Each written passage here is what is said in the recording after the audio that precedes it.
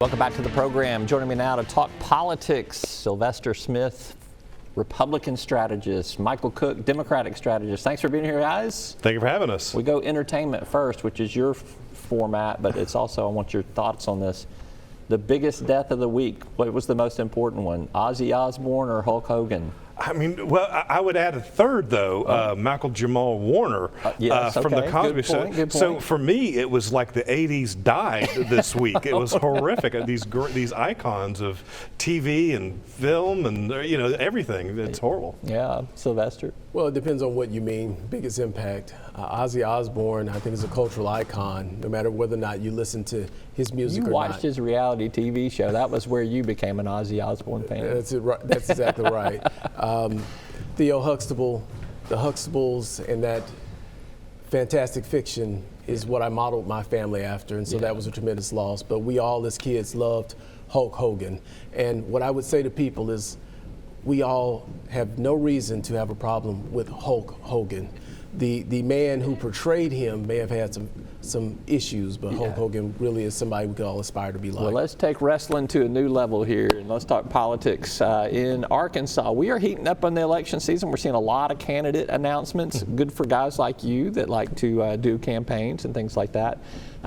Assess where we are, Sylvester, for the Republican Party in Arkansas, a position of strength. You own all of the offices, and you got quite a few candidates coming out of the woodwork here. Is the Republican Party in great shape or good shape? We're in great shape, but those who fail to learn their history are doomed to repeat it. We are very much in a place where the Democrats were in the 90s, in the early 2000s, and infighting, political intrigue and gamemanship is what doomed that majority. And I am already seeing members of our party start to plant those seeds of dissent just to try to get a leg up and get elected to office. That's our big threat. Yeah, and that sounds great to you, doesn't it? Yeah, exactly. I like the sound of that. Democrats obviously still struggling to break the supermajorities in the legislature, but also going to be searching for a new party chairman too. What's the mood in the Democratic Party right now? Actually, the mood is hopeful and optimistic. I mean, Grant Tennille did a fantastic job. He's recently resigned after I think almost 4 years. He came in, he cleaned up the financial and organizational mess left over by the previous chair. So he leaves the party in good financial standing. And so we're also optimistic. I mean, look, it's still a red state. We're not, we got to be realistic here. But we're recruiting good candidates for U.S. Senate. We have some announcing for Congress soon. We've got candidates for governor. So again, we're going to be fighting on all different levels, to say nothing of trying to break that legislative majority in the House or Senate, recruiting people all over the state. Hallie Schaffner versus Tom Cotton will be an epic race next year, one that we'll definitely be watching. Who's going to challenge Sarah Huckabee Sanders, and who's going to challenge some of the congressional folks on the Democratic right side? now, there's one announced candidate. State Senator Fred Love from Pulaski County is an announced candidate.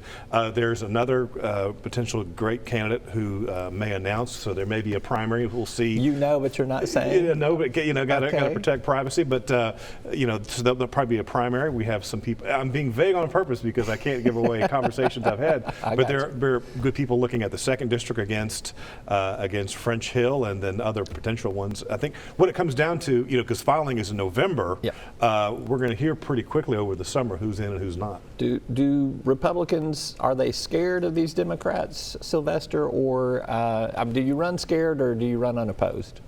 Well, you run unopposed, and that's whether there's someone who's fouled to run against you or not, unfortunately, for the Democrats. And so the question for us is, who's going to cruise for this bruising, to use a wrestling term? The Republican majority is just so strong, and the leading brands are all on our side. I don't anticipate anyone really making a dent in our armor. And the things that the Democrats have to be optimistic about is losing by 10 or less. That's really all they can be optimistic about right now, unfortunately. And what I will say to every time somebody points a camera in my face is, we have to stop taking that for granted, because I just remember being on the other side of it when it was me yelling at the supermajority and being hopeful. And if we're not careful, if we keep playing these games of palace intrigue, we'll be a 50-50 state again. All right.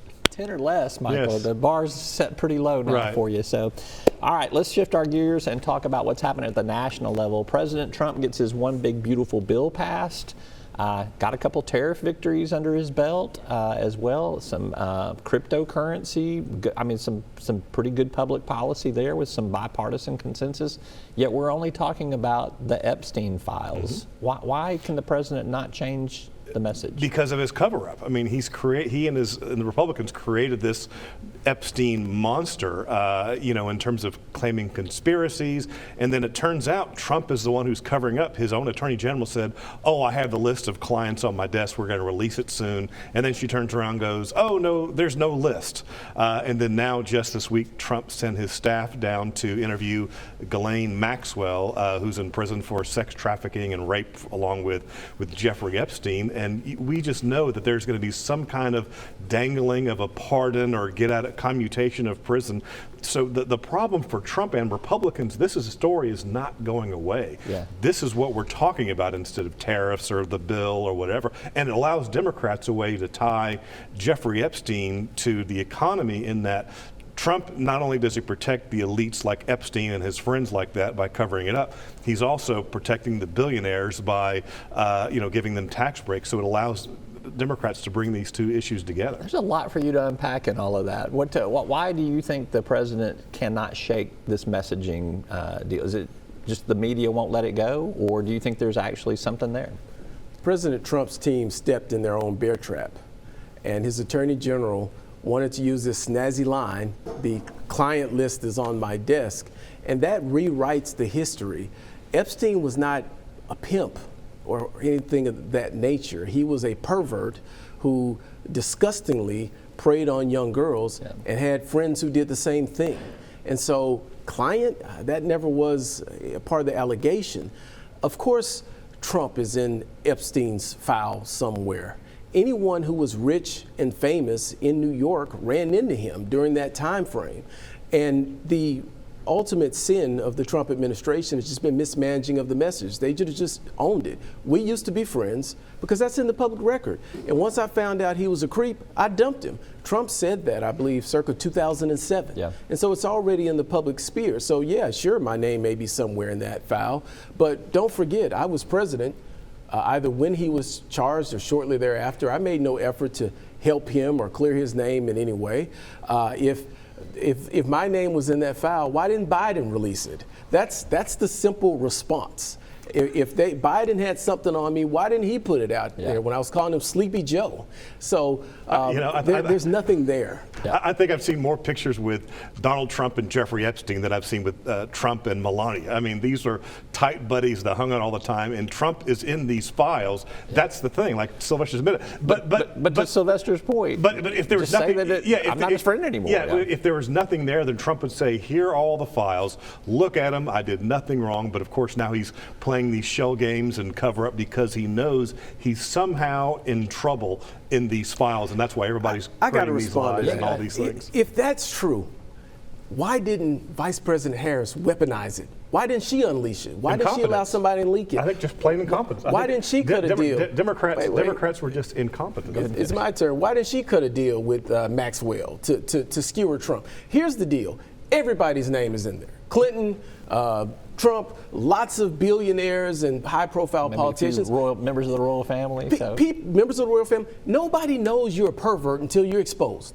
And people didn't know that about this man. And when they found out, they distanced themselves from it. And that's just the reality. Just release the files. But you can't release everything because there are names of minor victims in there. Cover up the victims, Well, but release everybody else. There is some legal concerns there with grand jury testimony, and I think that's what's holding things up right now, at least on the legal front in there. So we'll keep watching on this. This will be an ongoing story. I don't think it's the last time we'll talk about it. I don't think it's the last time Congress is going to talk about it or the president. So